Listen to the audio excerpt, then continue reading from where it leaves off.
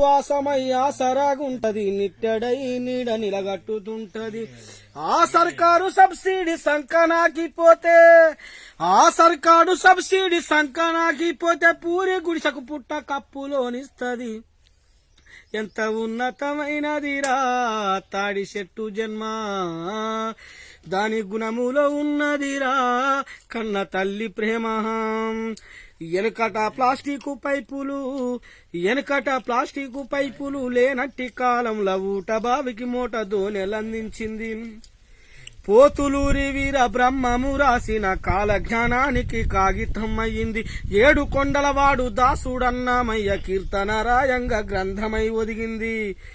ఆ దైవాలకే తాను సేవలందించి పవిత్రమైన తాళపత్రమై నిలిచింది.